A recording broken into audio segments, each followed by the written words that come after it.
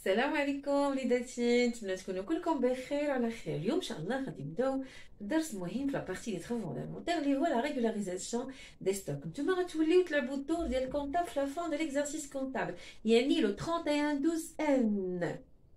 في الاخر ديال هاد الفيديو ان شاء الله غتقدروا تحسبوا لي لا فارياسيون دو ستوك ainsi d'écrire sa signification et passer les écritures de régularisation. وغادي نعلم وليداتي ان شاء الله كيفاش يتعاملوا مع لي دوني كونطابل بخصوص هاد الشابيتر هذا في الامتحان الاجهادي. صافي مشينا، خليكم معايا، يلا وليداتي.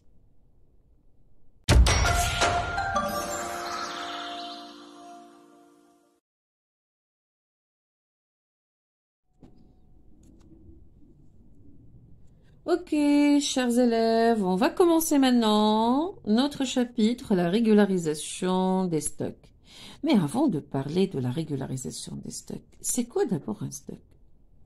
Un stock, ce sont des biens entrant dans le cycle d'exploitation de l'entreprise et il augmente le patrimoine de l'entreprise. Lorsqu'on parle de patrimoine de l'entreprise, précisément, on parle de l'actif circulant.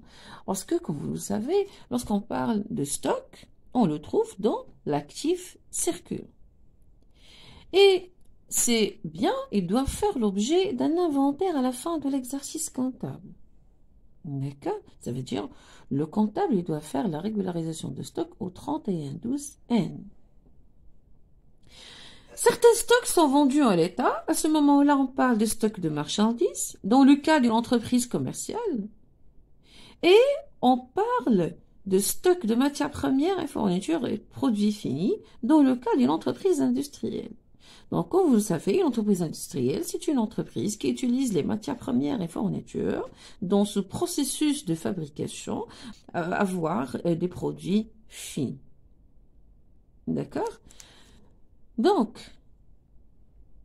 ces stocks-là, soit stock de marchandises, matières premières et fournitures, produits finis, doivent faire l'objet d'une évaluation.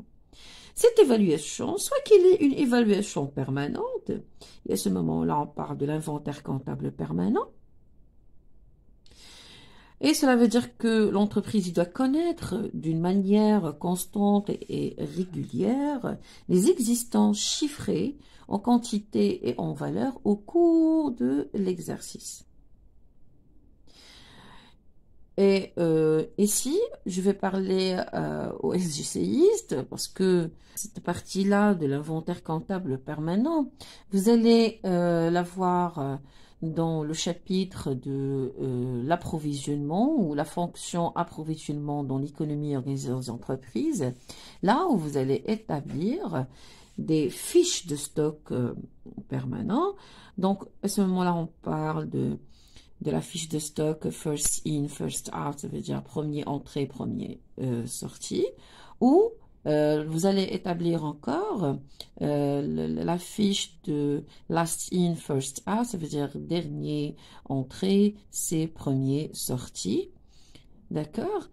Ou vous allez étudier encore une fiche selon ce qu'on appelle le coût moyen unitaire pondéré, d'accord?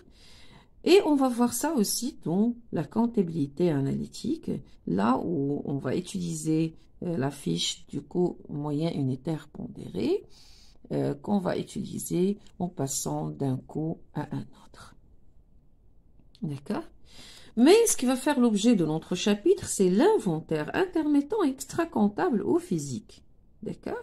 C'est un inventaire où le comptable va l'établir seulement en fin de période, d'accord? Où le comptable, il va compter combien il existe chez l'entreprise de biens en chiffres et en valeurs, d'accord?